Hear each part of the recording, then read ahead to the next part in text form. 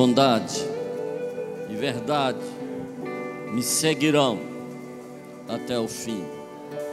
Bondade e verdade me seguirão até o fim. O Salmo 103 diz: o homem é como a flor do campo, de manhã brota e floresce, mas soprando sobre ela o vento logo desaparece, e o seu lugar já não se conhece.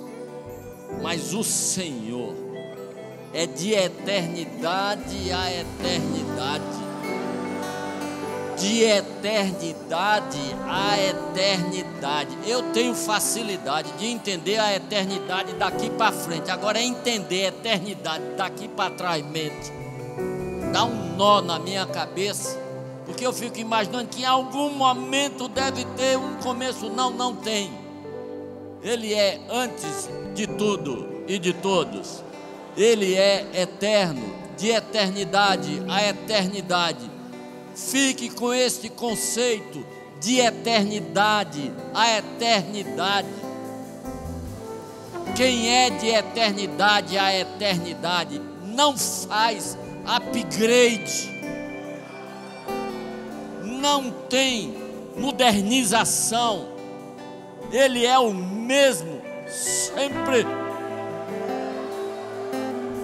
Senhor Deus, louvado e engrandecido seja o teu santíssimo nome, como tem sido louvado e engrandecido por toda a eternidade, no céu, na terra e em todos os lugares da tua criação.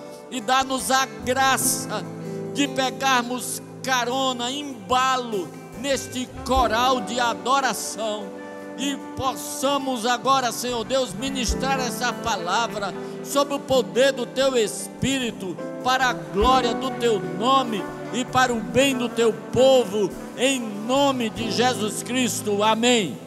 Pode sentar, queridos. Foi o que Davi não entendeu. Resolveu ir buscar a arca de Kiriat Jearim para Jerusalém. Mandou fazer um carro de boi novo, 4x4. Pegou uma junta de bois nova, 0 quilômetro, para trazer a arca. Uzá e Aiô vinham puxando o carro de boi, dirigindo os bois. Lá para as tantas, a roda passou numa pedra, o boi deu um trupicão, a arca ameaçou cair. Uzá correu e botou a mão e caiu fulminado. Porque Deus já havia estabelecido o modo pelo qual a arca seria transportada. E não era em carro de bois.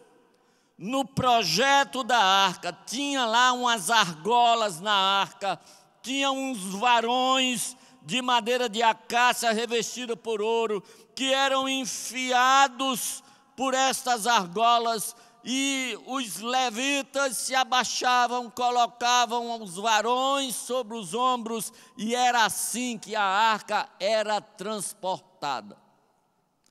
E Deus mandou que ficasse escrito, registrado, para que ninguém resolvesse fazer um upgrade, resolvesse modernizar, resolvesse mudar o que Deus estabelecera para ser de eternidade a eternidade.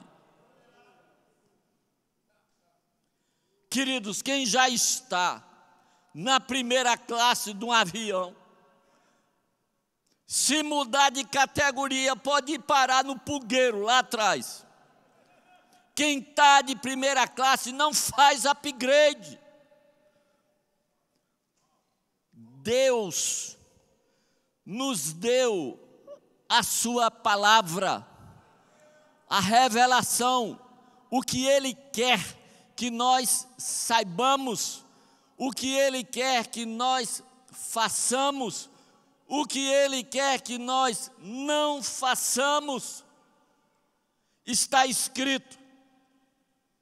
Deus entregou pessoalmente a Moisés. E Moisés entregou ao povo.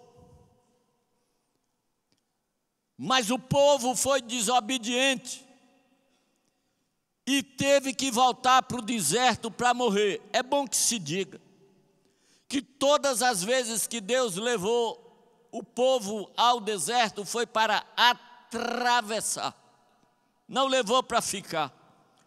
Este povo ficou porque escolheu ficar. Deus disse: acabou o deserto, vamos entrar aqui em Hebrom. Aí o pessoal disse: não, ninguém vai conseguir entrar aí não. Olha o tamanho do cacho de uva. 2 caras para transportar um cacho de uva. Imagine quem é que chupa essas uvas lá dentro. Só tem gigante. Na verdade, na cidade de Hebrom tinha uma família de gigantes. A família de Kiriat Arba. Mas gigantismo, queridos, gigantismo é uma má formação. Gigantismo é uma doença. Gigante é só para cair uma queda maior. Os caras viram uma família e disseram: todo mundo é gigante, nós somos gafanhotos.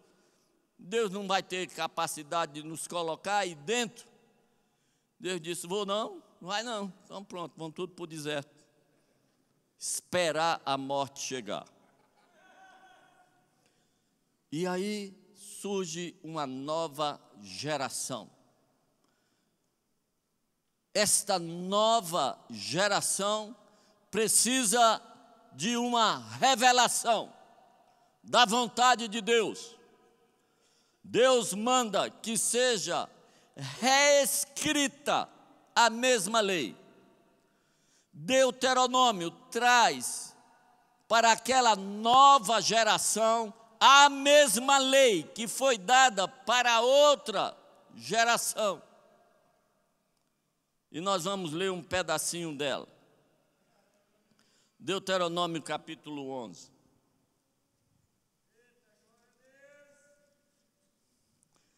Amém, irmão? Continue dando, porque a rosca vai apertar. Capítulo 11, verso 8. Guardai, pois, todos os mandamentos que hoje vos ordeno, para que sejais fortes e entreis e possuais a terra para onde vos dirigis, para que prolongueis os dias na terra que o Senhor, sob juramento, prometeu dar a vossos pais e à sua descendência, terra que mana leite e mel. Porque a terra que passais a possuir não é como a terra do Egito, donde saísse, em que semeáveis a vossa semente, e com o pé a regáveis como uma horta. Deixa eu explicar essa história de regar com o pé. No Egito, a irrigação era feita a partir do rio Nilo. O rio Nilo é muito raso. Em tempo de cheia, ele transbordava. O pessoal fazia canais, vários canais. E a água corria por aqueles canais. E quando era para ir para aquele roçado, com o pé eu fechava esse canal daqui, aí ele ia para lá. Depois de molhar aquele roçado para ir para aquele outro, com o pé eu fecho esse canal aqui e vai para lá. Era coisa rasinha, facinho. Ele diz: a terra para onde vocês vão não é assim não. Verso 11: a terra que passais a possuir é terra de monte e de vales, da chuva do céu beberá as suas águas, terra da qual cuida o Senhor vosso Deus. Os olhos do Senhor vosso Deus estarão sobre ela continuamente, desde o princípio até o fim do ano. Se diligentemente obedecerdes a meus mandamentos, que hoje vos ordeno, de amar o Senhor vosso Deus, e de o servir de todo o vosso coração e de toda a vossa alma, darei as chuvas da vossa terra a seu tempo, as primeiras e as últimas, para que recolhais o vosso cereal, o vosso vinho e o vosso azeite. Canaã, terra que mana leite e mel, você pensa que se parece com o jardim do Éden? Não pega uma letra. Mais da metade é deserto. A região da Judéia é deserto. O Cariri, comparado com a Judéia, é jardim do Éden. A terra ia manar leite e mel porque Deus ia estar olhando para ela todos os dias, do começo até o final do ano, para a abençoar. Não é que a terra era maravilhosa, extraordinária. Maravilhoso e extraordinário seria o olhar de Deus para esta terra. E é por causa do olhar de Deus que esta terra manaria leite e mel.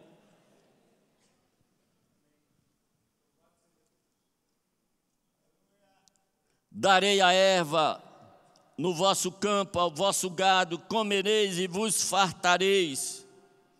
Guardai-vos, que não suceda que o vosso coração se engane, e vocês se desviem e sirvam outros deuses e vos prostreis perante eles. Que a ira do Senhor se acenda contra vós outros e feche ele os céus. Feche ele os céus, e não haja chuva, e a terra não dê a sua messe, e cedo sejais eliminados da boa terra que o Senhor vos dá. Mais de uma vez, Deus fechou as torneiras no céu, e mais de uma vez a terra que manava leite e mel não manava nada. Não manava nada. Inúmeras secas se abateram sobre Canaã. Em uma das secas, por causa do cerco do exército sírio, a cidade de Samaria, a fome era tão grande que se achasse alguém uma cabeça de jumento para comprar, custaria uma fortuna. Faltava tudo, inclusive valores morais dentro da cidade, a tal ponto que duas mulheres passam correndo e uma não consegue alcançar a outra, grita: ó rei, meu senhor, me acode. O rei diz: lhe acudi em quê? Da eira ou do lagar? Ela disse: não, é que a semana passada nós combinamos de comer o meu filho, e agora chegou a hora de comer o filho dela, ela escondeu. Queridos, a gente lê isso e passa por cima. São apenas 2 versículos. Mas pare, porque essa cena vai durar um tempo. Ninguém esquarteja uma criança e bota dentro de uma panela em 5 minutos, não. Imagine como é que se faz para temperar um filho.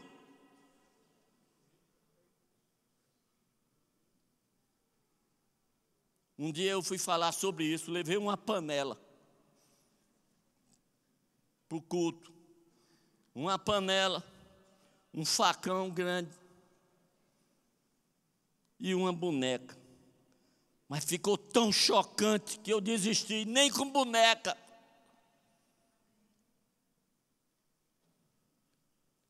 Que povo é esse que é capaz de fazer uma sopa de filho? É esse mesmo povo, sobre o qual foi impetrada a maior de todas as bênçãos que já se impetrou sobre alguém, sobre esse planeta. A bênção de Abraão, a bênção de Isaac e a bênção de Jacó. Esta bênção pairava sobre estas pessoas, essa promessa pairava sobre estas pessoas. Estas pessoas estavam nesta terra que Deus disse que os seus olhos sobre ela estariam para a abençoar. Então o povo mais abençoado da terra, no pedaço de planeta mais abençoado do cosmos, Chegam a situação tão absurda que duas mães resolvem comer os filhos. Por que isto? Por causa disto. Verso 18. Ponde, pois, estas minhas palavras no vosso coração e na vossa alma, atai-as por sinal na vossa mão, para que estejam por frontal entre os olhos. Ensinai a vossos filhos, falando delas, assentado em vossa casa, andando pelo caminho, deitando-vos, levantando-vos, escrevei-as nos umbrais de vossas casas e nas vossas portas, para que se multipliquem os vossos dias e os dias dos vossos filhos na terra que o Senhor, sob juramento, prometeu dar a vossos pais, e sejam tão numerosos como os dias do céu sobre a terra. Cantamos aqui. Sobre mim, sobre meus filhos, sobre os filhos dos meus filhos, e de fato é sobre mim, sobre meus filhos, sobre os filhos dos meus filhos, sobre 1000 gerações. Se este verso for cumprido, ponde estas palavras no vosso coração, por frontal entre os vossos olhos, na vossa mão direita. Escrevam elas nas portas, na verga e nos umbrais das portas da sua casa. Fale delas para os seus filhos, quando estiver sentando, quando estiver levantando, quando estiver andando pelo caminho, quando estiver sentado à mesa.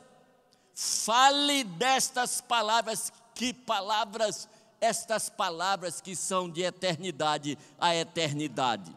Estas palavras que já haviam sido ditas a uma geração, que estão sendo repetidas para outra geração, e que haveriam de valer para todas as gerações. Porque Deus não faz upgrade na sua palavra. Porque a palavra do Deus eterno é tão eterna quanto o Deus da palavra.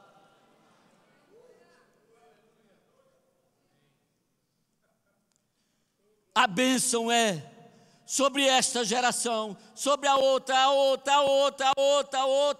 mas se essas palavras forem colocadas no coração, por frontal entre os olhos, nas mãos, na verga e nos umbrais das portas. Eu fico imaginando que em algum momento a bênção, a fartura, a chuva foi tão grande que os pais levaram tempo demais colhendo e guardando a bênção, e não tiveram tempo de ensinar aos filhos as palavras que garantiriam que enquanto o céu estivesse em cima e a terra estivesse embaixo, a promessa estaria valendo. E aí alguém resolveu fazer um upgrade. Uma imagem que eu passei, querido, bota aí, um tal de um filactério. Coloque por frontal entre os olhos. Então o cara pegou uma caixinha de couro e pegou um versículo de Deuteronômio e botou dentro da caixinha e amarrou aqui, no meio da testa. Coloque no coração, o cara pegou outro versículo de Deuteronômio, botou na caixinha de couro e amarrou aqui no peito. Coloque na mão direita, o cara pegou outro versículo de Deuteronômio, botou na caixinha de couro e amarrou na mão. Coloque nos umbrais das portas, e o cara pegou outro versículo de Deuteronômio e botou dentro de um caixilhozinho chamado mezuzá e pregou na entrada da porta. Todas as portas em Israel tem do lado direito um caixilhozinho de metal ou de madeira ou de alumínio. E era para as pessoas repetirem o versículo. Eles só entram, bota a mão e passa. Só bota a mão. Querido, Deus dentro de caixinha de couro não opera milagre. Deus dentro de caixinha de couro não faz maná, leite e mel, nem do jardim do Éden. Deus dentro de caixinha de couro não abençoa pão nem água de ninguém. Deus dentro de caixinha de couro não tem nada a ver com as promessas do livro de Deuteronômio. Deus dentro de caixinha de couro é tão mudo, tão inútil, quanto Deus dentro de criado mudo, ao lado das nossas camas.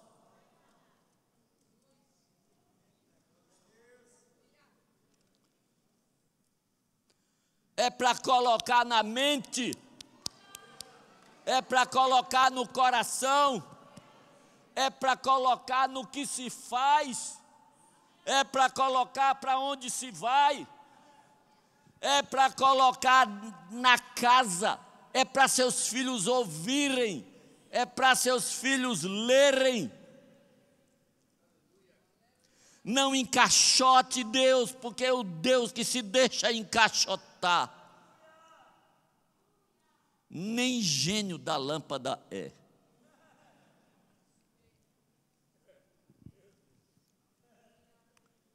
É a palavra que vai junto com Deus. É o Deus que vem junto com a palavra, que é tão eterna quanto Deus. Deus instituiu o casamento para a felicidade do homem e da mulher. Queridos, o casamento foi instituído no capítulo 2 de Gênesis. No capítulo 2 de Gênesis, o cenário é um jardim que Deus plantou.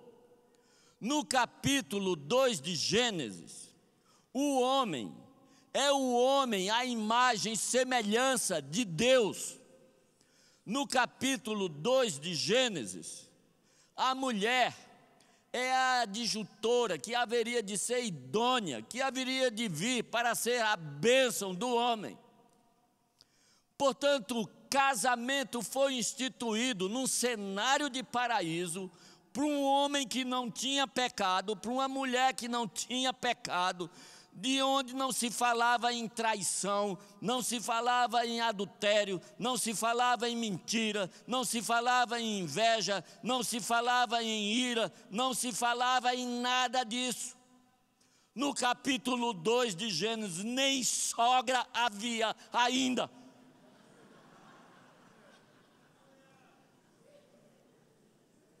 Mas vem o capítulo 3, e no capítulo 3 as coisas degringolam. No capítulo 3 a terra é amaldiçoada por causa do homem. Deus diz a Adão: por tua causa maldita é a terra. E a terra que eu criei para produzir árvores frutíferas e ervas que seriam para mantimento, agora vai produzir também espinhos e abrolhos, carrapicho e carneiro e espinhos, e as agruras da vida vieram a partir do capítulo 3, quando uma tragédia chamada pecado se instala na criação e muda a criação de tal maneira que o homem criado à imagem e semelhança de Deus se torna naquilo que ele se tornou. Capaz de imaginar campos de concentração, capaz de genocídios, capaz de estupro, capaz de todo tipo de desgraça. Não há criatura mais maligna sobre este planeta do que o homem, por causa de uma coisa chamada pecado. Bom, então Deus agora vai mudar o projeto, porque o projeto foi criado no paraíso para um homem joia e uma mulher 10, e agora o projeto continua a ser o mesmo. E milhares de anos depois, gerações e gerações depois, Jesus Cristo vai iniciar o seu ministério. Um ministério que estava sendo aguardado desde o Éden. Um ministério que vinha sendo anunciado pelos profetas. Um ministério para o qual havia muita expectativa. E quando Jesus vai iniciar o seu ministério, ele tinha pelo menos 3 excelentes opções.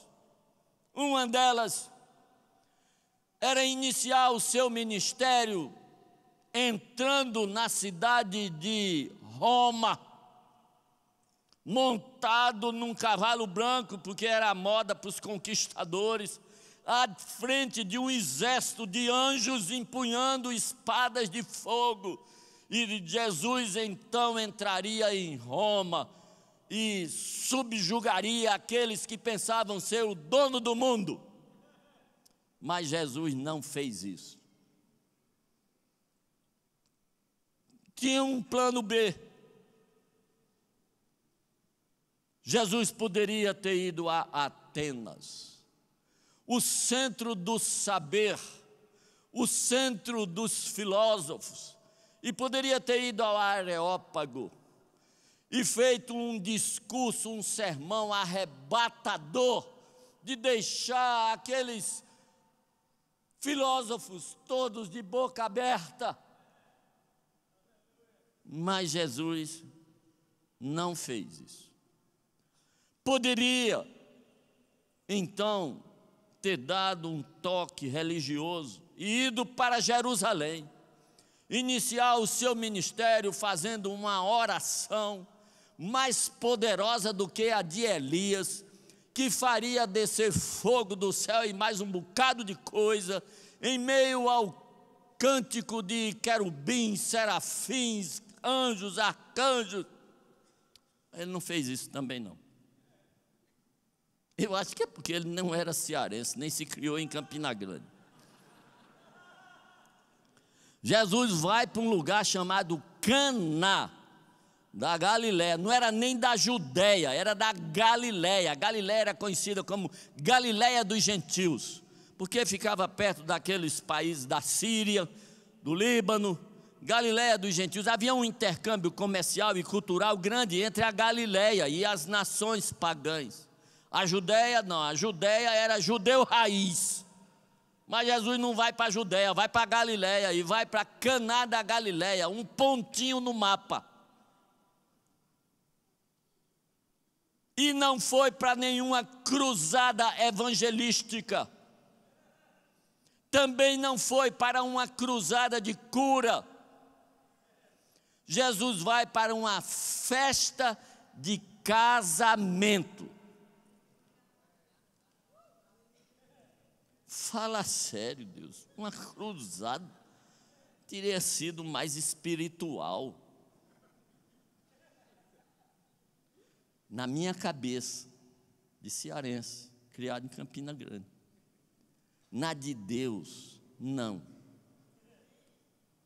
Porque para Deus não há nada mais espiritual do que a felicidade de um casamento. Um casamento. Deus se importa, Deus se liga, porque foi o primeiro projeto dele aqui na terra. O primeiro projeto dele foi casamento. Primeiro projeto de Deus foi família. Eu me lembro que em 85, o pastor Feijó foi embora para Recife. Eu era presbítero aqui na igreja presbiteriana. E calhou que eu era o vice-presidente do conselho, então era eu quem tinha que encabeçar o processo de eleição para o novo pastor. E enquanto o novo pastor não chegava, eu que tinha que dar conta da igreja. E eu era cirurgião de emergência e estava o tempo todo em sala de cirurgia. Então eu sempre convidava algum pastor para pregar nos cultos. E um dia eu convidei um pastor chamado Chiquinho. Essa história de Chiquinho é outra história.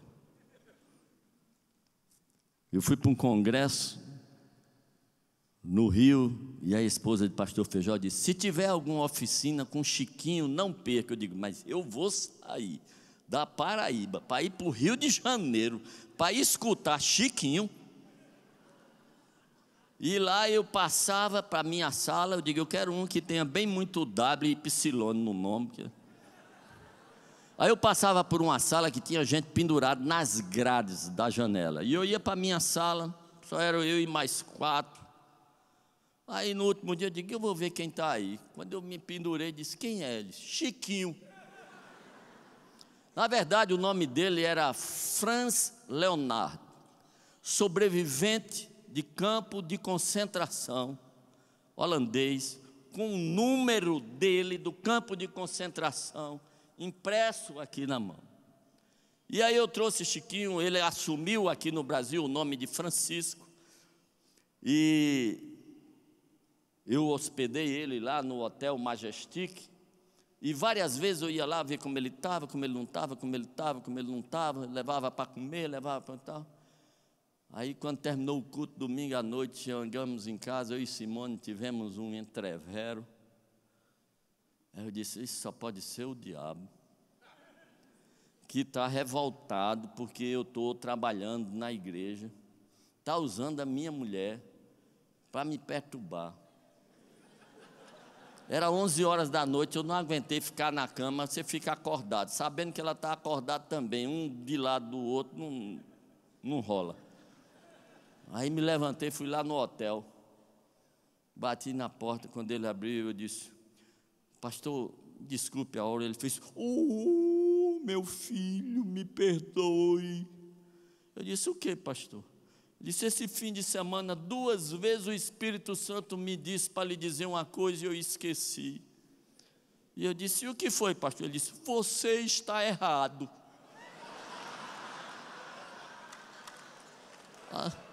Eu me sentei na cama e disse: errado como? Ele disse: desde que eu cheguei aqui, você já veio aqui mais de 10 vezes. E eu fiquei me perguntando: será que esse rapaz é casado? Será que ele tem esposa, filhos? Eu digo: pois é, eu estou aqui por causa disso, pastor. Está um arranca-rabo lá em casa grande. Eu acho que é o diabo que está usando a minha esposa. Ele está revoltado que eu estou trabalhando na igreja. Ele disse: não, meu filho, faça assim. Aí eu fiz. Ele disse: é assim, ó. Deus, família, igreja. Antes de ele chamar você para ser doutor ou pastor, ele chamou o homem para ser marido e pai. Então, antes de ser qualquer outra coisa, a sua missão e a sua vocação é ser marido e pai. Vá para casa, dê um beijo na sua mulher, se ela deixar, e peça perdão, porque você está errado. Queridos, Deus continua a valorizar casamento. Ele não tem uma outra opção, não tem plano B, não tem upgrade. Mas o homem mudou, mas Deus não mudou. Mas o mundo mudou, mas Deus não mudou.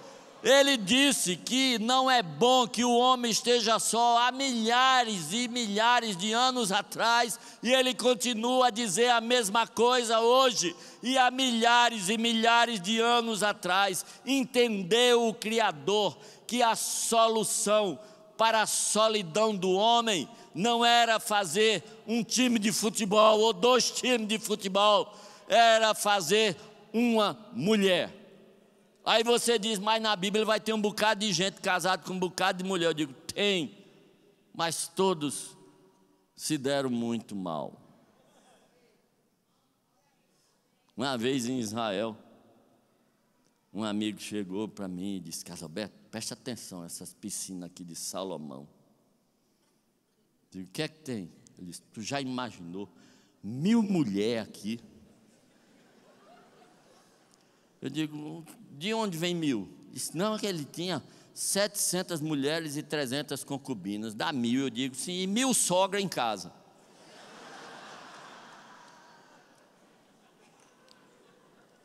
Queridos, casamento ainda é a única opção de Deus para a felicidade do homem e da mulher. Família ainda é o primeiro projeto de Deus. Por isso que as alianças de Deus são todas envolvendo família. E o que Deus diz para valer, fazer valer a promessa, o que foi dito lá atrás para aquela geração que saiu do Egito, foi dito para a geração que entrou em Canaã, e está sendo dito para nós hoje. Paulo escreve uma carta para Timóteo, um jovem que havia sido deixado tomando conta de uma igreja complicadíssima na cidade de Éfeso. E na segunda carta, capítulo 3, a partir do verso 14, Paulo diz assim: permanece naquilo que você aprendeu, sabendo de quem tem aprendido. Todas as escrituras são inspiradas por Deus e aptas para ensinar, exortar, redarguir e instruir em justiça, a fim de que o homem de Deus seja perfeito e perfeitamente habilitado para toda boa obra. Ele diz, desde a infância sabes as sagradas letras que podem te tornar sábio para a, diga a palavra, salvação. De novo, pode te tornar sábio para a salvação. Existe sabedoria para muita coisa na vida, existe sabedoria para ganhar dinheiro, sabedoria para plantar mandioca, sabedoria para criar gado, sabedoria para abrir e fechar a barriga de gente, porque quem abre é o criminoso, quem fecha é o doutor. Existe sabedoria para tudo, e existe sabedoria para ir para o céu. E se não tiver a sabedoria de ir para o céu, pode ter as outras, mas para o céu não vai. E a sabedoria para ir para o céu está atrelada à palavra de Deus. A palavra de Deus. Não tem outra. Eu tinha lido esse texto quando recebi o convite para ir pregar, dar uma palavra para um colégio, lá em João Pessoa. Tadeu, eu fiquei com um crédito grande de tempo, não fiquei? Pronto, ele estava reclamando que eu só falei meia hora, então pode dar aí uma banguelazinha que eu... Aí eu fui fazer essa palestra lá em João Pessoa. Eu digo, rapaz, vou levar Timóteo. Vou dizer isso, sabedoria para salvação. Sabedoria para salvação. E quando eu cheguei lá com o meu Timóteo, um auditório lotado de crianças, do maternal e assemelhados. Quando eu olhei para aquele auditório, eu disse, meu Deus do céu, me lasquei. O que é que eu vou fazer com o meu Timóteo?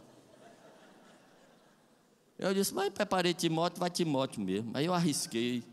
Alguém aqui já ouviu falar em Timóteo?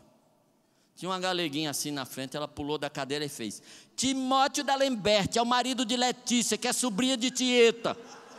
Tinha uma novela da Globo chamada Tieta do Agreste. E tinha um personagem de Paulo Betti chamado Timóteo da Lemberte. Quando aquela menina disse aquilo, eu procurei um buraco para me enterrar. Mas o Espírito Santo disse: vai nessa, bicho. Aí eu cheguei e disse: é aqui. Quem já ouviu falar em He-Man? Aí o menino pulou e disse: He-Man é o príncipe Adams, depois que ele passa pela caverna de Grayskull. E sabia quem era He-Man, quem era She-Ra, Gato Guerreiro, Esqueleto, Batman, Robin. Eu disse: alguém aqui já ouviu falar em Gideão? Jefté, Baraque, Débora. E o silêncio era exatamente esse. E era um colégio evangélico. Aí eu fiquei pensando, essa menina que sabe tudo de Timóteo da Lemberte, um dia vai ter 14, 15 anos. E o namorado vai desafiar ela a demonstrar a sinceridade do amor dela no banco de trás do carro. Se nessa hora essa menina receber uma carta de Timóteo, o da Bíblia, lá do céu, ou de Paulo dizendo: minha filha, na hora que você tiver que decidir se transa ou não transa, fique com as sagradas letras que você aprendeu na sua infância, do seu pai e da sua mãe. Que quem ensinou as sagradas letras a Timóteo não foi Paulo, foi a mãe dele, Eunice, e a avó Lloyd. Seria seguro. Aquele menino que sabe tudo sobre a caverna de Grayskull, um dia seria desafiado a mostrar que era macho, dando um tapa num baseado, ou fazendo outra coisa desmantelada. Se recebesse uma carta do apóstolo: meu filho, se você tiver que decidir se fuma ou se não fuma, se entra ou se sai, se vai ou se fica, decida com base nas sagradas letras que você aprendeu desde a infância com o seu pai e a sua mãe. Seria seguro. Querido, no dia que a sua filha levar uma cantada, no dia que seu filho ou seu neto for apresentado à droga, ele não vai ligar o celular para você. Ele vai decidir com o que você já disse, com o que você já ensinou. Dá para o gasto. Eu sei, você trabalha o dia inteiro, 25 horas por dia.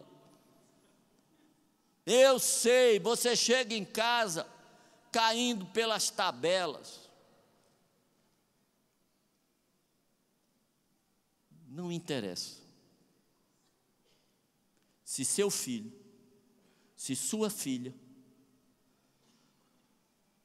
não aprenderem as sagradas letras que podem torná-lo sábio para a salvação, não adianta ele chegar no céu e dizer: pega leve, papai e mamãe eram ocupados demais, estava muito envolvido na obra.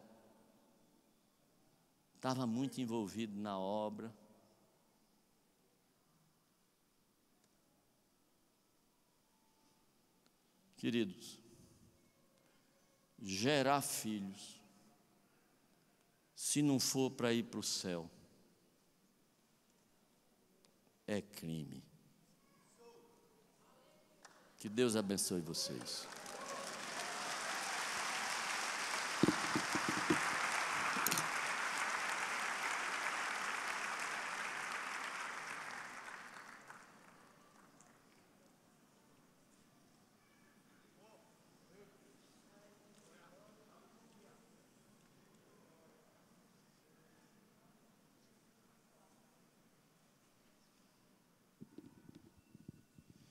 Uau!